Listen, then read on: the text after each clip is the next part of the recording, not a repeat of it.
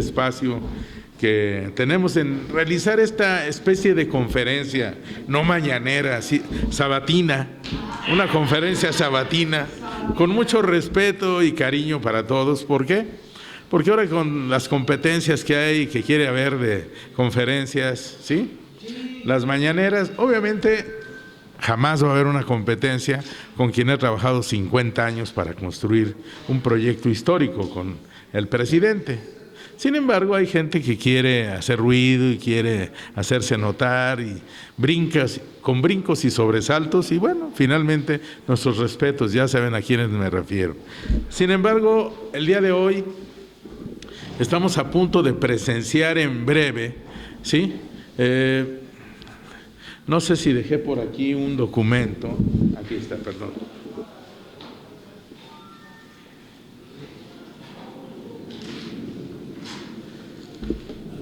Estamos por presenciar una serie de propuestas de reforma que el presidente Andrés Manuel López Obrador hará de iniciativas legislativas al Congreso de la Unión y las anunciará este 5 de febrero, que conmemoramos la Constitución, así le llamamos la Constitución de 1917, pero por muchos años se entendió que era la Constitución de 1857 con reformas, porque se le incorporaron 3 artículos.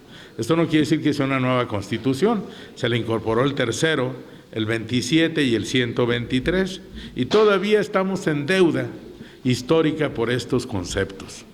La educación, fundamentalmente, estamos todavía en ciernes cuando dedicamos el 2-3% del presupuesto nacional a la educación, cuando en los países desarrollados se dedica el 10%. Entonces, creo que eso es algo urgente, y creo que el impuesto a la educación que se cobraba antes a los medios de comunicación, a la difusión, debería ser un impuesto que se pagara para lograr ese 10% y lograr que nuestros hijos sean cada vez mejores y que nuestro país sea más desarrollado. Y es el único camino, la educación. Sin embargo, también en materia del artículo 123 aún falta hacer realidad el inciso C, porque el apartado A y el apartado B, que habla de los trabajadores al servicio del Estado y los trabajadores al servicio de las empresas particulares, pues ya está consolidado y con instituciones, pero siguiendo las pisadas y las enseñanzas de un gran amigo que dedicó su vida a este tema, a Fernando Sánchez Ramírez, que él siempre trató de impulsar el apartado C del artículo 123 constitucional, que habla de los trabajadores no asalariados. ¿Por qué? Porque hay que ser realistas. En nuestro país, lo menos que hay son 30 o 40 millones de trabajadores no asalariados. Él decía que el INEGI decía de 35 millones, el INEGI habla de 30, 32 millones, sin embargo, hay otros 35 millones en los Estados Unidos de Norteamérica. La última encuesta o estudio que hizo una embajadora, ¿sí?, que fue representante de México, nos indicó cómo ya teníamos más de 35, teníamos cerca de 60 a 70 millones de mexicanos en los Estados Unidos. Obviamente no se indican, no se señalan porque los separan personas blancas, personas cristianas, personas católicas, de diferentes tipos los van separando. Seguidores de la luz del mundo, indígenas, entonces los separan y los segregan y los incluyen entre varios grupos hispanos. Sin embargo, somos una sociedad contestataria, somos una sociedad reclamante, y obviamente la mitad del territorio de México fue tomado por otras generaciones que no tenían nociones de la lealtad a la patria. Y obviamente, pues en el Tratado de Guadalupe Hidalgo, el Tratado de Guadalupe Ocampo, que firmaron Santana, y que obviamente pues, no tenía facultades. Ese tratado nunca lo firmó el Congreso norteamericano ni el Congreso mexicano. Entonces, no es legal, pero tomaron de facto el territorio, y además nunca nos lo pagaron. Sin embargo, no vamos a pelear 200 años después sobre estos temas. Sin embargo, hay que ser realistas, ¿sí? Sigue siendo territorio y como dicen los que viven en Dallas, Texas, que hay más de 6 millones de mexicanos en Dallas, Texas, a ellos los cruzó la frontera.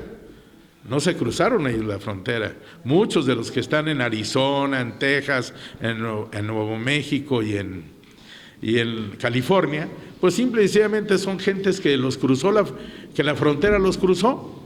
Y obviamente, además de esos 50 o 60 millones de mexicanos que hay ahí, tenemos todavía los migrantes, los que han emigrado, cerca de 60 o 70 millones de mexicanos, de los cuales por lo menos 35 son trabajadores no asalariados. Y además, que mandan importes permanentemente porque se van a trabajar y a padecer allá a los Estados Unidos. Y el año pasado, acaban de dar el reporte esta semana en la mañanera, 63,000 millones de dólares mandaron a México. Obviamente no son despreciables y tienen que estar incorporados en una protección social. Por eso hoy por hoy es urgente que el artículo 123 constitucional sea reformado con ese apartado C y que se les haya un instituto de seguridad social para los trabajadores no asalariados. Ahora, afortunadamente, este seguro popular, que de alguna manera se concibió como para cubrir a los trabajadores no asalariados, estamos en unos momentos históricos en los que el Seguro Social está llevando a cabo el famoso IMSS Bienestar. Si esto funciona y los miles de millones que dicen que están invirtiendo, lo cual ni juzgo ni nada, espero que así funcione y que realmente los trabajadores no asalariados puedan ir y recurrir ellos y sus familias a ser atendidos en el seguro. El Seguro Social es una institución maravillosa que incluso le da cobertura a los migrantes, porque hemos visto cómo realmente los migrantes han estado haciendo acto de presencia a raíz de todas estas grandes migraciones que se están generando en nuestro país. Obviamente hay un gran problema ahí en ese tema, porque no sabemos exactamente cuál sea la meta, cuál sea el propósito. Sin embargo, irse a un país con alto nivel de desarrollo es un país en donde tenemos todavía que alcanzar grandes metas para que a nuestros hijos les vaya bien en Estados Unidos, les vaya bien en México. O sea, de alguna manera tenemos ahorita enlazadas las fuentes fiscales. Hagan de cuenta que cualquier ciudadano que paga impuestos en México está en la misma red fiscal que los Estados Unidos. E inclusive el Seguro Social reconoce el tiempo de trabajo de un trabajador no asalariado, de un trabajador que ha estado en Estados Unidos, se le reconoce en el Seguro Social. O sea, son temas que finalmente no se han dejado muy claros y cada día quieren hacer más negocio con ese tema en la ignorancia. Sin embargo, yo creo que estos son los grandes temas y yo quiero dar lectura más o menos a las reformas que está proponiendo el presidente López Obrador. Habla ahorita de las reformas, ¿sí? Primero está hablando de salarios, pensiones, poder judicial, el poder electoral, la institución electoral y energética. El mandatario ha ido adelantando, ¿sí?, que presentará por lo menos 10 iniciativas en materia político-electoral. Y bueno, la reforma electoral que plantea el presidente es la desaparición de candidaturas plurinominales, que no será para esta ocasión, sino ya hubiera habido una guerra de todos los partidos de oposición, porque es lo que buscan ellos. Sin embargo, una forma de para reducir los gastos de campaña y el número de diputados y senadores. Pues obviamente, seguramente él habla de que queden en lugar de 500 los 300 diputados que se elijan y en lugar de 128, 64, 2 por entidad. ¿Por qué? Ahora, la representación proporcional simboliza a todos los que el que gana la primera minoría, digamos la minoría que gana más votos, pero eso significa que a lo mejor gana con el 5 o 10%. El 80% no puede quedarse sin representación. Es la hipótesis ¿sí? Y obviamente pues sería muy interesante porque obviamente quien está en el poder tiene la ventaja de poder contar con la solidaridad de todos los grupos, de todos los empresarios, y bueno, finalmente hay un 80%, o 70 o 60, los que ustedes quieran y gusten, de mexicanos que no están con ningún partido y obviamente tienen que estar representados sus intereses.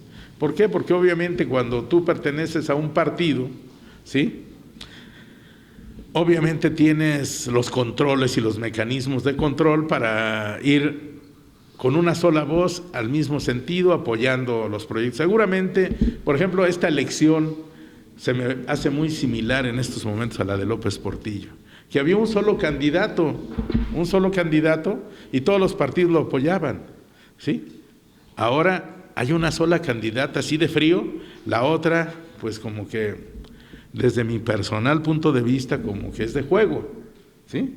Está muy simpática, muy agradable, pero finalmente de botarga no lo baja la sociedad. Una botarga simpática, que ha sido así su personal. Ya no tan simpática, a veces dice groserías, a veces dice maldades también. Ya perdió la simpatía, era simpática. Sí, tienes razón. Sin embargo, pues obviamente de antemano sabemos que ni los de sus partidos la apoyan. Ya está peleándose con ellos porque dice que no le dieron oportunidad de seleccionar a los candidatos, si no ella hubiera puesto a otros candidatos. Quiere decir que no está de acuerdo con los que pusieron, ahora menos le van a hacer caso los partidos, porque ya se repartieron al interior de sus partidos todo el tema. Sin embargo, pues quiero seguir platicando de este tema, que es una de las iniciativas que seguramente, quiero decirles que habrá un bloque que no va a permitir que pase eso. O sea, de antemano, con tantito sentido común, ya hemos visto que hacen bloque, los que no están en Morena, en el Verde o en el PT, y bloquean una iniciativa y ahí se queda y se la llevan. Entonces, lo más seguro es que no pase esa iniciativa, porque va contra los intereses de los dirigentes de los partidos. Sí, Ramón, ¿quieres venir? Para que te escuchen todos y te vean. Ramón Aldana Gasca.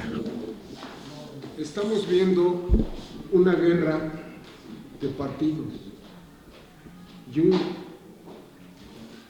líder social que consagramos los mexicanos y que entendió que los programas sociales son el éxito. Son el éxito los programas sociales.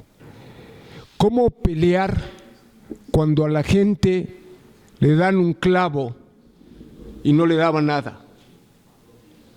Estamos en un mercadeo en el voto. Y lo digo con el mayor respeto. Mirar que Xóchitl es débil y que Claudia es fuerte es negar que hay un líder moral que es quien está jugando. Volvemos a una elección presidencial donde Andrés Manuel se vuelve a poner los botines del candidato. Todos ustedes saben que a los adultos mayores les están pagando lo doble en cuanto a la pensión. Y lo más curioso es que les pagaron 4 meses. 12,000 pesos está pagándose actualmente para la pensión de los adultos mayores. Nosotros hemos abandonado a nuestros adultos mayores. Ya sé que muchos me van a decir que yo me encargo de mi mamá, pero no es cierto. Ese dinero que le da el erario público, que fue una postura política de Andrés Manuel y que lo engrandeció cuando fue jefe de la ciudad, convirtiéndolo en un monstruo de la política, no en un estadista. Creo que ahí es donde perdemos el rumbo. Andrés Manuel es sin duda la figura más importante de lo que es un político, pero no un estadista. Muchos me van a ver como Víctor, con el desprecio de las dirigencias, otros como Toño van a sonreír. Y qué bueno que haya discrepancias, qué bueno que no se acepte que Andrés Manuel es un gigante. Pero ¿quién elevó a Xóchitl? ¿Quién la hizo una figura? Andrés Manuel. Xóchitl era chiquita, y de repente se engrandeció y una luz llegó para los panistas, para los priistas y hasta para el SPRD, que hoy solamente está pasando de noche porque no tiene presencia. Entonces Andrés Manuel es el quien está jugando. Yo les puedo asegurar que es tan vivo que si ganara Xóchitl tendría acuerdos con ella. Muchas gracias. Que la boca se te haga chicharrón, pero bueno, por andar diciendo eso. Sin embargo, esa sería una locura. Imagínate qué desorden habría en el país, ¿sí? Absolutamente. Sin embargo, mis respetos. Es una mujer y hay que respetarla por su propuesta. Sin embargo, bueno, voy a seguir reflexionando sobre el tema de la reforma electoral. Yo creo que va a ser un instrumento de negociación con los partidos. Ok, conserven sus posiciones y finalmente nosotros tendremos, nada más chécame que quedó bien, conserven sus posiciones y nosotros pues vamos a apoyar mis demás iniciativas. Ya el PRI se pronunció. Obviamente que va a apoyar, por ejemplo, la de los salarios mínimos, va a apoyar la de la reforma. Y finalmente yo creo que estamos hablando del Poder Judicial. También estamos hablando que él quiere que los ministros, los magistrados y los jueces sean electos como en los Estados Unidos. Yo creo que es interesante lograr estas metas. ¿Por qué? Pues como quiera que sea, deben de ser gente especializada, no se va a poder inscribir, ¿sí? Una persona que no tiene una expertise en la materia judicial, de entrada. Tiene que ser miembro de un colegio de abogados, tiene que tener expertise en el litigio, pues porque va a juzgar a los litigantes. Obviamente son requisitos básicos que tendrán que cumplir, por eso no hay que preocuparnos porque sean electos.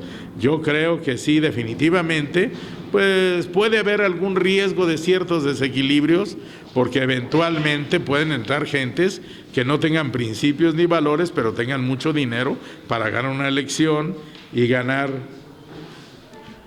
su proyecto. Entonces, yo creo que ese tema sí va a pasar como parte de la negociación en la reforma al Poder Judicial y sobre todo que desde mi punto de vista personal no han podido lograr una negociación tan fácil como todo en la vida. Todo es una negociación en la vida, todo, no existe nada que no se negocie. Y bueno, finalmente los magistrados y los jueces, los ministros, ya deberían de haber logrado esa negociación y no estar peleándose, la verdad, ¿sí? Obviamente porque por donde le veas, de repente vas a encontrar que las cosas no están bien armadas y obviamente ese es el tema. Miriam, ¿podrías poner el Facebook, por favor? ¿Tu Facebook? ¿Podrías ponerlo, porfa? Porque no me dio tiempo de poner el Facebook. Estamos transmitiendo en vivo, en un live de TikTok, donde afortunadamente nos acompañan todos los sábados muchos compañeros. También habla la reforma a las pensiones. Sí, las pensiones, que la gente se jubile con el último salario que recibe.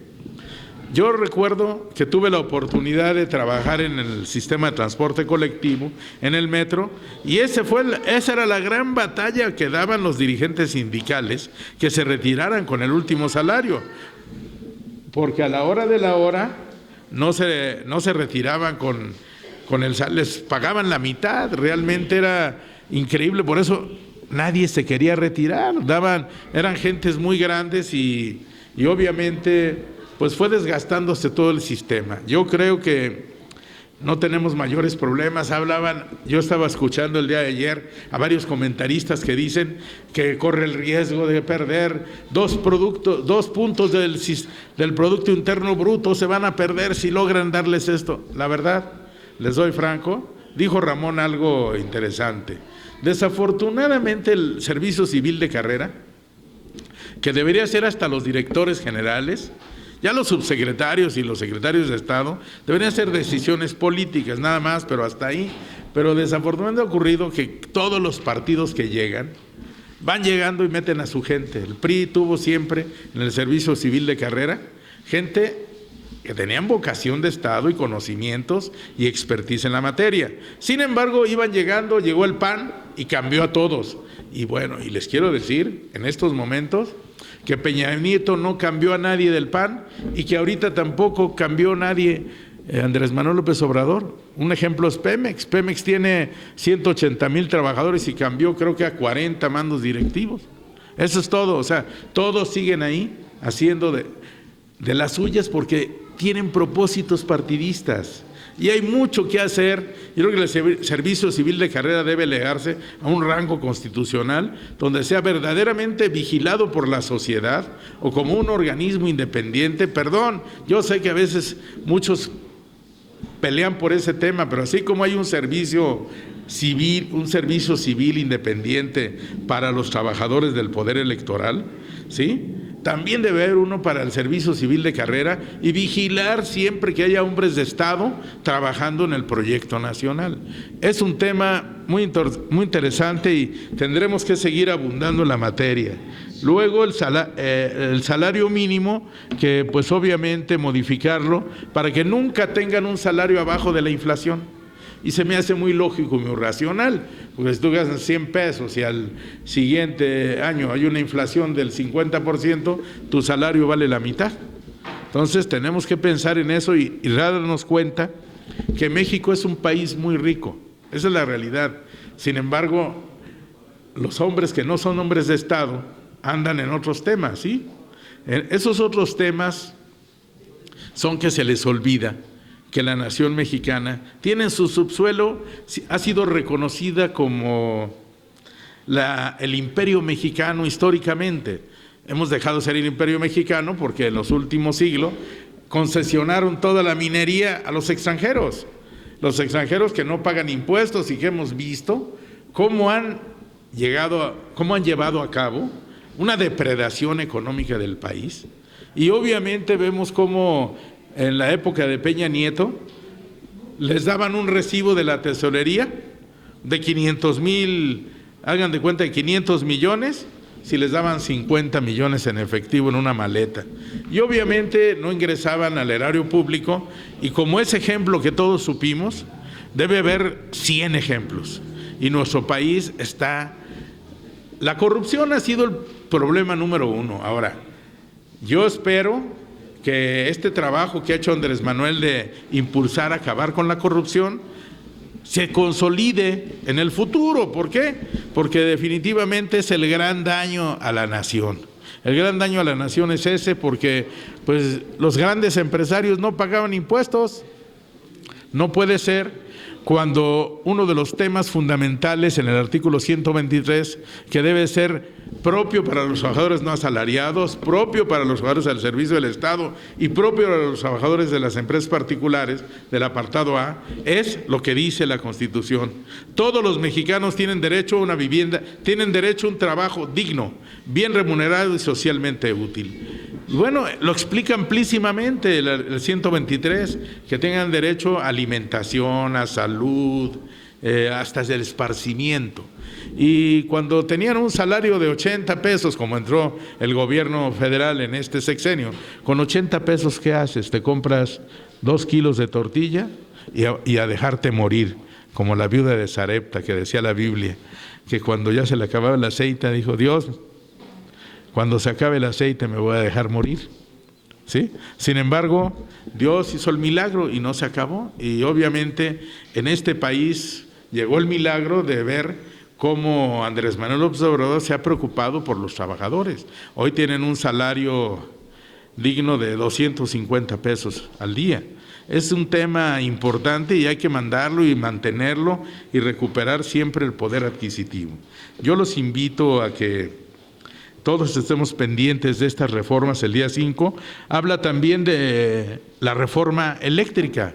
Pues obviamente habla de que las leyes anteriores dejaron el 60 para los particulares y el 40 para la Comisión Federal de Electricidad, y él va a invertir esa ecuación para que sea el 60% para la Comisión Federal de Electricidad y el 40%, pero en 40% de un volumen tan grande todos caben, todos pueden participar. El problema es que las concesiones que dieron están sin usarse, están sin ejercerse y están sin prestar el servicio, igual que las de la explotación petrolera, fueron pura especulación. La gente que les daban su concesión, la comercializaban, la vendían, pero no hacían nada. Ese es un tema verdaderamente terrible y incómodo, ¿no? Entonces, yo creo que eso es corrupción. ¿Por qué? Porque se los dieron a gente que no trabaja, gente que lo único que obtuvo fue dinero por vender sus concesiones, ¿sí? ¿Hecho? Entonces yo les pido algo importante, estemos pendientes. Y por último, la reforma que propondrás, la de la Guardia Nacional. ¿Cuál es la de la Guardia Nacional? La Guardia Nacional depende de la Sedena, como va a depender, como dependió y como depende ahora, aun cuando la ley dice que debe depender de la Secretaría de Seguridad Pública. Obviamente la Secretaría de Seguridad Pública, con elemental inteligencia, ha logrado que las gentes que estén a cargo de la Guardia Nacional sean militares y ellos obedecen a la estructura militar. Ese es el tema fundamental y yo espero que pues podamos tener un mejor país todos los días y que logremos hacer realidad este artículo 123 y lograr que logremos explotar las riquezas nacionales que están en el subsuelo y que no necesitamos explotarlas como lo hacen los extranjeros, que vienen y sacan el oro. ¿Saben ustedes que ahora solamente con un estudio de reservas probadas, hagan de cuenta que por satélite y en forma probada, así como en Estrella le hacen pruebas, ¿sí?, a la profundidad y corroboran que ahí hay 60,000 toneladas de oro o 600,000 toneladas de plata? Todo eso tiene un valor financiero, no necesitamos sacarlas. México tiene enormes riquezas, las cordilleras son el símbolo de que la tierra aventó hacia afuera, ¿sí?, su núcleo, y en el núcleo vienen polimetálicos, y los polimetálicos son oro, plata, platino, platinoides, etcétera, etcétera, y somos un país mega rico que si no somos conscientes de su riqueza, no vamos a poderlo disfrutar nosotros, ni nuestros hijos, ni nuestros nietos. Yo creo que es importante que tomemos nota y no permitamos que esa mega riqueza, solo explotamos la riqueza petrolera, pero en el subsuelo tenemos, yo creo que más oro. Yo creo que Rusia y China y México son las tres grandes potencias en materia mineral. Y los minerales son una maravilla. Yo los invito a que juntos trabajemos en impulsar nuevas reformas y que estas que ofrece el presidente se hagan realidad y que los partidos de oposición pues se alineen y negocien lo que tienen que negociar. Yo creo que la moneda de negociación va a ser el que continúen los diputados pluris. Toño, ¿quieres hacer uso de la palabra? Por ahora. Sí, ese es el tema real.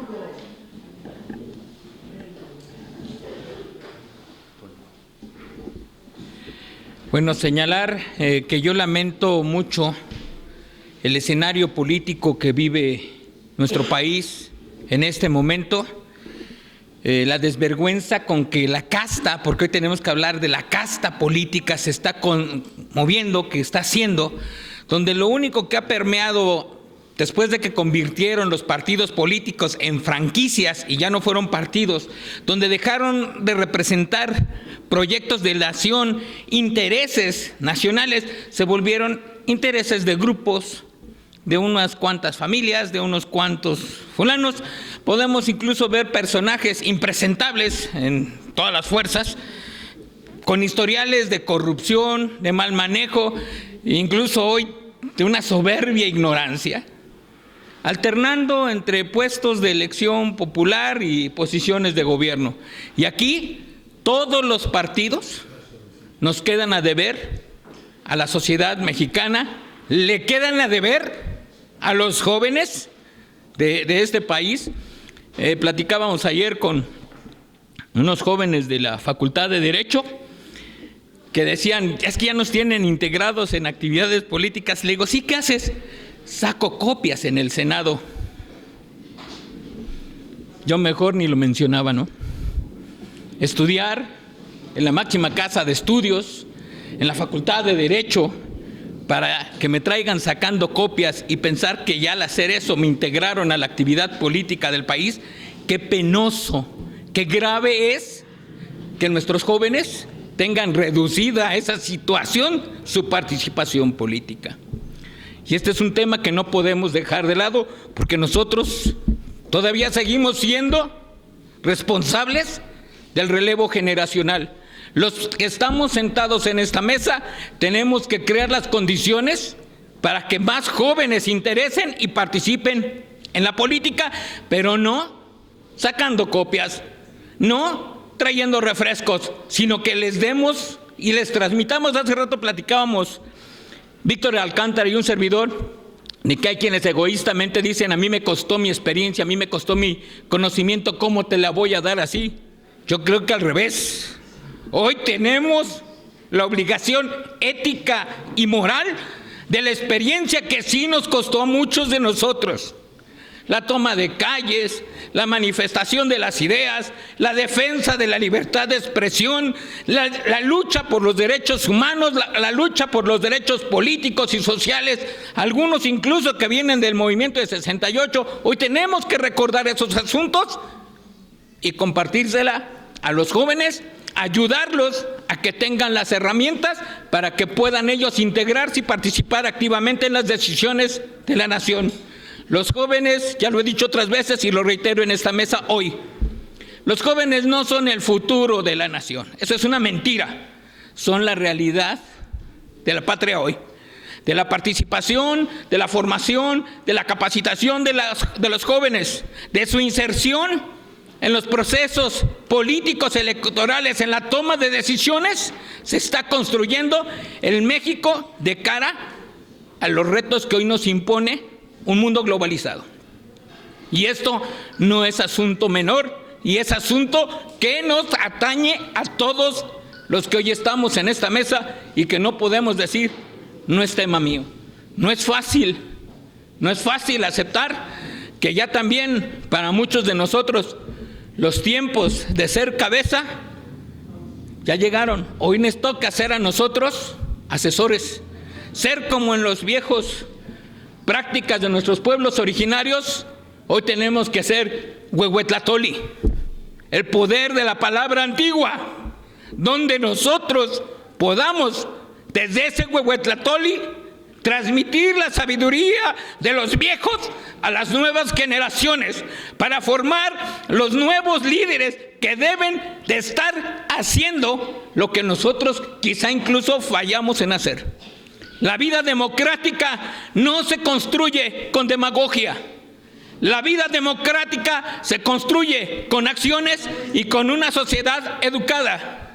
Un pueblo, un hombre, una mujer que no se capacita y no se educa, de ninguna manera tiene derecho a aspirar a un mejor futuro.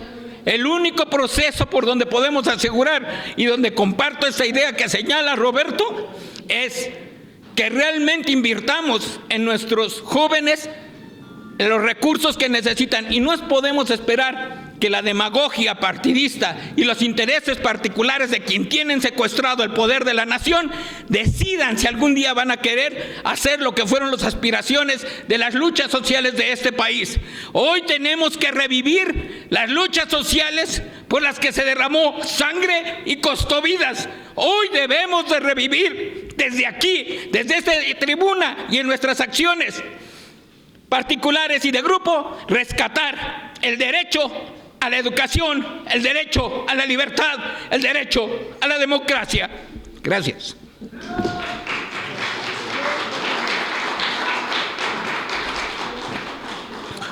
Bien, ya con esta reflexión de cómo debemos de crecer como nación, le quiero dar el uso de la palabra a Anna Halley, una gran artista que ha interpretado a las grandes mexicanas como Sor Juana Inés de la Cruz y a muchas grandes artistas, pero más que nada es una gran mexicana comprometida con su patria. Les pido un fuerte aplauso para Anna Halley. Gracias. Muchas gracias, muchas gracias. Bueno, sí me presento con ustedes, sí soy una mexicana. Soy una mexicana que me considero Cuando no sabes nada, ¿cómo se llama? Ignorante. Yo fui la clásica chica, clase media, Colonia del Valle, ignorante, que creces pensando que papá gobierno todo lo hace bien. Crecí en escuela de monjas, Miguel Ángel, imagínense, cuando en la educación es completamente de clase media, pero México ya cambió, ya nosotros muchos clasemedieros nos damos cuenta que vivir en la política es vivir en la realidad, conocer las cosas. Y les digo algo, entro en conflicto, porque por ejemplo ahorita oyendo al compañero que sabe hablar, yo a lo mejor no me sé expresar, pero yo nada más les digo que México ahorita está en el mejor momento que yo he vivido desde que nací. Yo tuve taxis, cuando fui reina de los taxistas, Portillo me regaló unas placas, ya sabes, esa historia no la sabías. Después los taxistas me dieron otras y luego yo compré otras. Yo tuve 3 o 4 juegos de placas en el 80, 82. Con un juego de placas vivía 3 familias. El poder adquisitivo se fue haciendo pequeño, nadie me puede decir que no. Crisis, la que yo viví en el 93, cuando teníamos, en el 86 fue una crisis cuando yo tenía una corsetería y a mí me llegaban los productos sin precio. Yo tenía crédito de todas las marcas y pagabas la factura sin precio. Esa es una crisis. ¿Por qué? Porque si yo tenía crédito a 3 meses, no sabía la fábrica cómo me la iba a cobrar. Esas sí son crisis. Crisis, la del 93, de los 3 ceros, que mucha gente perdió la vida, perdió todo. Esas son crisis. Yo por donde camino veo un México renacido, colas por todas partes, todos los negocios se han estado abriendo y ya no cierran. Solo les quiero compartir que mucha gente dice, es que México debería de ser de primer nivel. No es un país de primer nivel. México es un país de primer nivel. Ahora, ¿qué quieren? Que la educación sea gratuita para todos. La oposición lo niega. Entonces, ¿por qué critica que México puede ser un país de primer nivel? Ahora